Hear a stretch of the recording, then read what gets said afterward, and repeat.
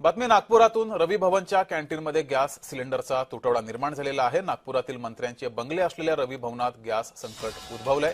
नाश्ता जेवणातील पदार्थ तयार करण्यात त्यामुळे अडचण येते। संपूर्ण राज्यभरात ही अडचण निर्माण झालेली आहे। तर जिथे मंत्र्यांचे बंगले आहेत तिथे रवी भवन या ठिकाणी सुद्धा गॅस तुटवडा निर्माण झालाय। तर आपल्यासोबत तेजस मोहतुरे जोडलेले आहेत। तेजस, संपूर्ण राज्यभर गॅस तुटवडा निर्माण झालेला आहे। रवी भवनला सुद्धा याचा फटका बसलाय। नक्कीच आपण जर बघितलं असेल तर नागपूरमध्ये जे आहे ते रवी भवन जे आहे ते व्हीआयपी साठी आहे, ज्या ठिकाणी मंत्र्यांचे बंगले आहेत।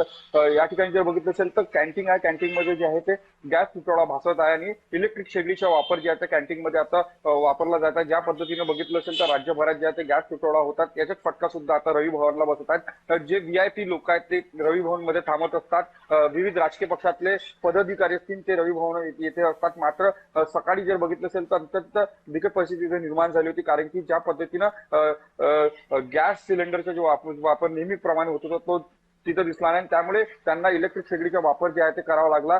नाश्त्यामध्ये असलेला सांभार वडा असेल, इडली असेल, डोसा असेल, हे जे पदार्थ जे आहे ते नेहमी बनत होते, दैनंदिन बनत होते। मात्र या सगळं इलेक्ट्रिक शेगडीचा वापर सध्याच्या घडीला करावा लागला असल्यामुळे जे आहे त्यांना पोहा यासोबत उपमाच्या वर जे आहे ते समाधान घ्यावं लागत आणि या संपूर्ण याच्यात जर बघितलं तर अनेक विलंब जे आहे ते कॅन्टीन मध्ये लागत आहेत। त्यामुळे यावर तोडगा कधी निघेल हा सुद्धा एक प्रश्न या निमित्ताने रवी भवनाच्या कॅन्टीन जे कर्मचारी आहेत त्यांच्या पुढे पेज निर्माण झाले, कारण की जे राज्यभरातील जे पदाधिकारी राजकीय पक्षाचे ते त्या ठिकाणी येत असतात, व्हीआयपी पर्सन येत असतात, त्यामुळे त्यांच्या नाश्त्यामध्ये जे आहे ते अडचण निर्माण होत असताना सध्याच्या घडीला दिसत आहे। ठीक आहे तेजस, तुम्ही असेच जोडलेले